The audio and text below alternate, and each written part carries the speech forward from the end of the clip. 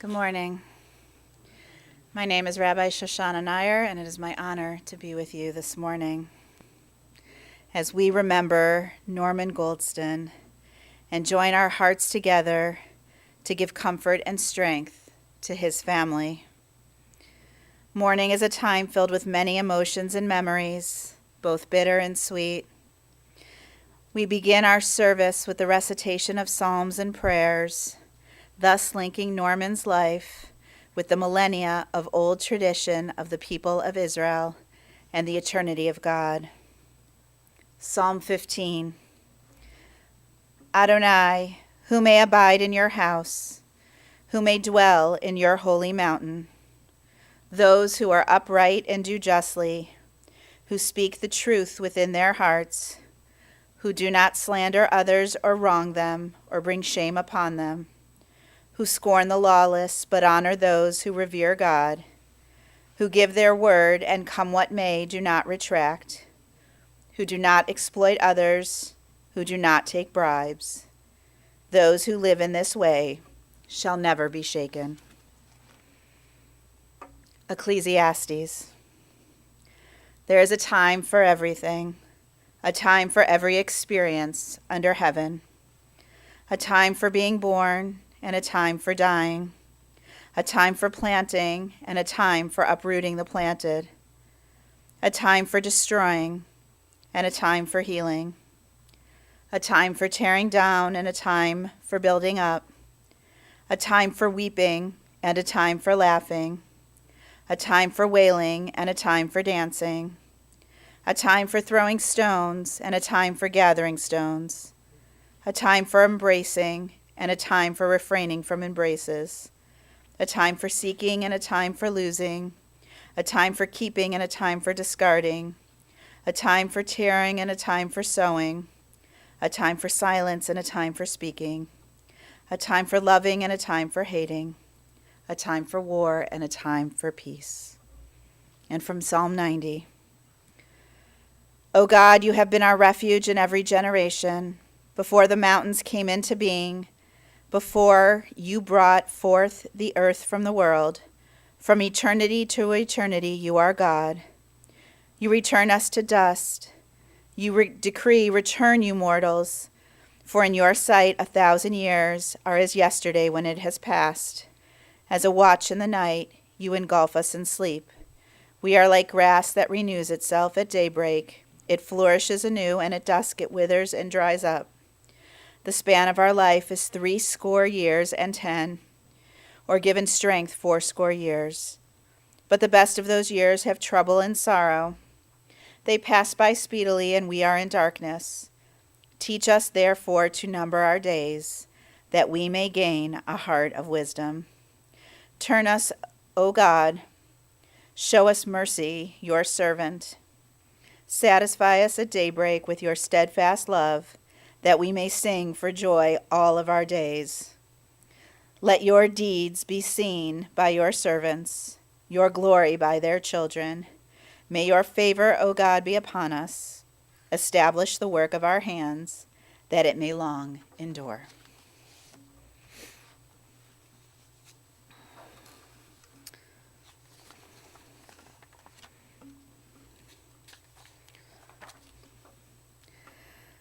Our rabbis taught that there are 3 crowns: the crown of Torah, the crown of priesthood, and the crown of royalty. But they emphasized that the crown of a good name exceeds them all. The book of Ecclesiastes says, a good name is to be treasured above precious oil. Wealth, health, even life passes away, but a good name lives forever. In this view, the Talmud teaches, monuments need not be erected for the righteous. Their deeds are their memorials. They will be remembered and revered for the kindness they have shown and for the love they have given. They are a shining example of what it means to be a mensch. Norman Goldston most certainly earned a good name for himself and was surely a shining example of what it means to be a mensch. a person of integrity and honor. Norman was a lifelong Clevelander whose family suffered during the Depression. He grew up in the projects with his sister Ruth and their parents, Leonard and Dorothy. And he often recounted the time when his family ate oatmeal 3 meals a day for 9 months straight, and how they could not afford a car until he was a teenager. But these difficult circumstances did not keep Norman from dreaming big. After graduating high school at not quite 18 years of age, he lied about how old he was and enlisted in the Army. Upon returning from service, he put himself through college and graduate school at Western Reserve University with the help of the GI Bill and some pretty interesting summer jobs, including laying brick roads, working at Uncle Marty's Brewery, and as an ice cream delivery man. And it was at Western Reserve that he met his beloved Phyllis. And I still remember how lovingly he spoke about her when we met just 8 months ago to prepare for her funeral. Norman remembered taking Phyllis to many fraternity socials and walking her to our house late at night to court her. He said she was a great mother, a great wife, and a great citizen. She was honest as the day is long and incredibly loving. And he said all of this with a twinkle in his eye and a smile on his face. After a brief time spent in Detroit for what was akin to a residency program today, Phyllis and Norman returned to Cleveland, where they raised their 2 children, Nancy and Jonathan, and where Norman became a highly respected endocrinologist at both Mount Sinai and Hillcrest hospitals. But as Detective Joe Friday on Dragnet would say, these are just the facts, ma'am. Norman's good name and his Menschlichkeit, his honor and integrity, did not come from facts. They came from the relationships he built, and no one can speak to those relationships better than his family. Here is some of what they had to say in their own words. His daughter, Nancy, says, he knew how to tell a story and tailor it to his audience. As a kid, he made his childhood, even how he broke his nose flying through the windshield of the car as a toddler, into a brief fable rather than the lengthy reality I learned much later. Dad could always get us to laugh with the one about how he learned to drive in the Army. The officer said drive, no matter that he had never driven before, so he popped the clutch over and over and away he went. And then there was the one how he was almost pitched from the back of a Jeep as he hitched a ride with the drunk officers in Germany, hanging on for dear life in the tiny jump seat speeding down the Autobahn. Dad stayed close to his roots as a Boy Scout. His father, Grandpa Tash, was a leader, and he passed his love of camping and scouting to me. I can still hear him reciting the Boy Scout pledge, smiling at brave, clean, and reverent. While many of our family vacations were to visit other family members, I have special vacation memories of Dad from the time the 4 of us camped in rural Kentucky in the early 70s, when we rented a houseboat that Dad captained for a week. I think we only ran it aground once.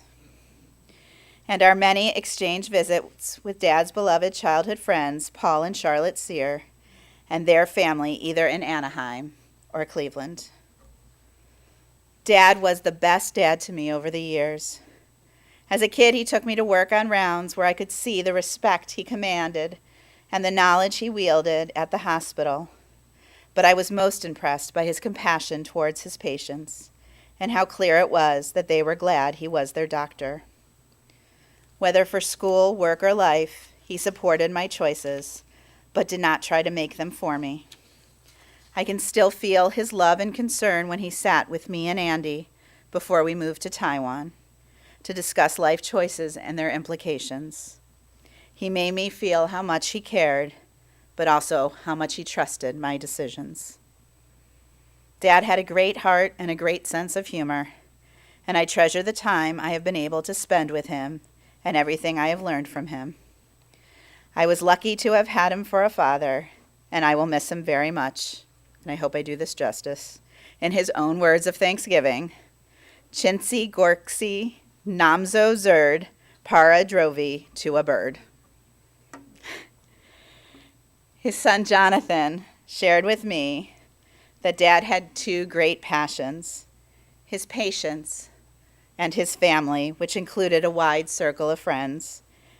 And it was to these two groups of people that he dedicated all of his time.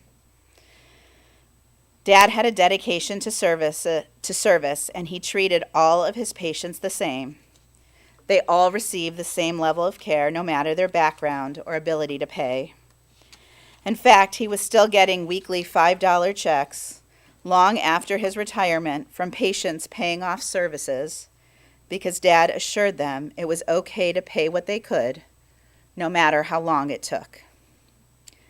And I remember the time I was in the ER and I heard his nickname for the first time. They called him Stormin' Norman, and it was because of how fiercely he protected his patients and fought for their care. Dad was a jack of all trades and always had the most unique way of fixing things. Let's just say that duct tape was his best friend.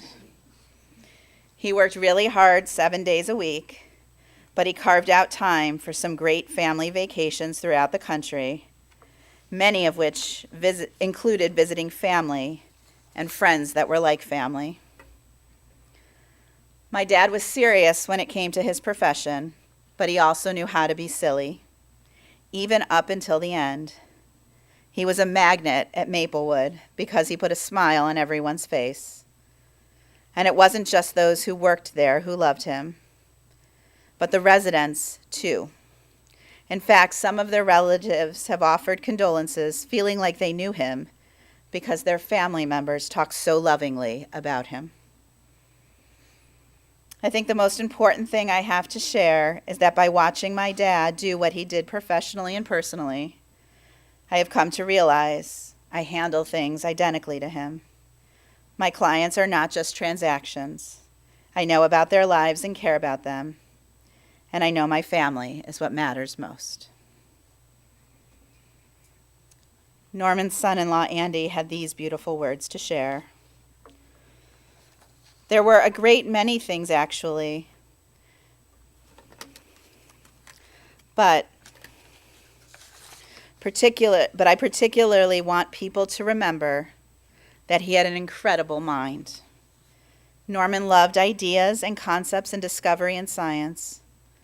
Long after he retired professionally, he was still a voracious reader of newspapers, the New York Times Magazine, medical journals, and the National Geographic and Scientific America. To sit down with him and Mom in their living room on a sunny morning was to have your eyes open to new vistas, a word Norman loved, by the way. He talked about ideas in ways that made you at once envious that he had the time and inclination to explore, and amazed at how much he absorbed and made his own. He had a scientific mind, but a sociologist's love for humankind. I also loved that such an intelligent, articulate man was perhaps the worst punster I have ever known. Norman loved a bad pun, and some of them were groaningly bad, but also hysterically funny. Norman had an enormous capacity for love, a good cocktail, a great conversation, his many friends, his sister and family, his beloved grandchildren, John, Nancy, and most of all, Phyllis. I was lucky to have had him in my life for more than 30 years, and I will miss him very much. There is a special relationship between grandparents and grandchildren. Norman clearly had a wonderful relationship with his. Ellie and Nathan share. Grandpa Norman was always smiling and wonderful. His laugh was warm and infectious, his puns ceaseless, and his eyes shone with pride whenever he looked at us. We grew up having fun with Grandpa, playing cards and pool. He told the best stories about his long life, always beginning with when I was a little girl like you. We fondly remember the day when he sat all his grandchildren down and shared not just the tale of his time in the Army, but also all his souvenirs. We will remember him often and fondly and never forget his warmth and wit. Zachary says, I've always held high respect for my grandpa. He could almost seemingly make any bad situation into a good one, and always could put a smile on my face. Whether it would be playing Uno at the living room table, listening to him sing about anything, watching him enjoy the Cleveland sports teams, or talking about his countless stories and adventures before and during my father's childhood, he had that special charm to him. I will be grateful for him introducing me to the world of science and the world of bad joke-telling. Catching a theme, right? I will remember him for the rest of my life, for the endless joy he provided me. And finally, Cameron shared, my grandpa was a man that many people were lucky enough to get to know. The wisdom he carried around was unimaginably vast, and he seemed to share it without reserve. And the only thing that seemed to outweigh that wisdom was his heart. If his wisdom was vast, his heart was infinite. And by that I mean there were endless ways in which my grandpa shared love with others, whether it be through his telling of the multitudes of jokes and puns, there it is again, his patience in teaching others, or his passion for life expressed in countless stories.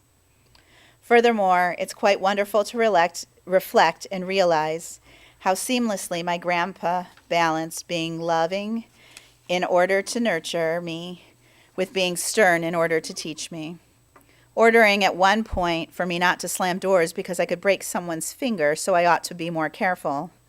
And in another moment singing, a pretty girl is like a melody to make me feel all the more lovely as I enter their living room in dress-up clothes. To be quite honest, I don't know what my life would have been had it not been influenced by such an indescribably amazing man, and it is without a doubt in my mind that I say he is missed by myself as well as many others. I love you, Grandpa. Norman was a loving son, brother, husband, father, grandfather, and friend. He was a kind and compassionate doctor. He was a mensch, and he more than earned for himself a good name. And so now we will let him have the last word. The following is a poem he wrote on January 4th, 2004, to be included in this service. Thus I say so long, my soul longs as body passes, to be used as needed, the rest to use to cellar gases.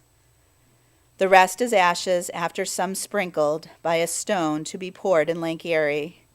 But don't be dreary, be cheery, as my particles flow to the oceans where they nourish the cells that restore the air, to which you and I share with all humanity, and I pray that in your day will be restored to sanity. And it was signed, Grandpa Norman.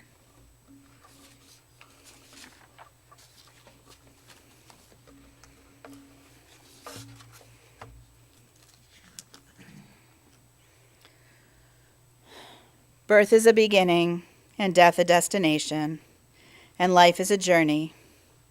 From childhood to maturity, and youth to age, from innocence to awareness, and ignorance to knowing, from foolishness to discretion, and then perhaps to wisdom, from weakness to strength, or strength to weakness, and often back again, from health to sickness, and back we pray to health again, from offense to forgiveness, from loneliness to love, from joy to gratitude, from pain to compassion and grief to understanding, from fear to faith, from defeat to defeat to defeat, until looking backward or ahead, we see that victory lies not at some high place along the way, but in having made the journey, stage by stage, a sacred pilgrimage.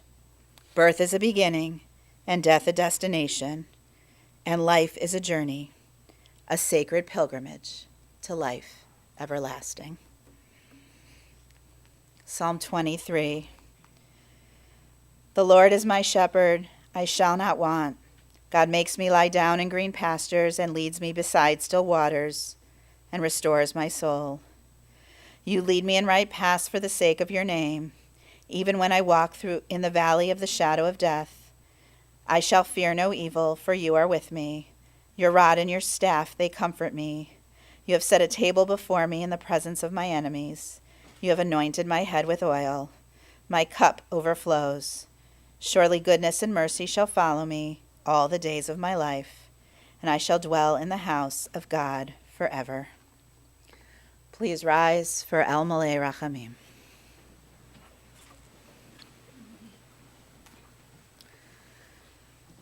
El Malei Rachamim, Shochem Bamromim, Hamtzei Menucha Nechona Tachat Kanfei Shechina, Im Kedoshim Utfurim, Kazor Harachia Mazirim, Et Nishmat Norman, Shehalach Lolamo, Ba'al Harachamim, Yistirehu B'Seder Kanafav Lolamim, Vayitzor B'Tzor HaChayim Et Nishmato, Adonai Hu Nachalato, V'yanuach B'Shalom Al Mishkavo, V'nomar, Amen. Fully compassionate God on high, to our loved one Norman who has entered eternity, grant him clear and certain rest with you in the lofty heights of the sacred and pure, whose brightness shines like the very glow of heaven. Source of mercy, forever enfold him in the embrace of your wings. Secure his soul in eternity.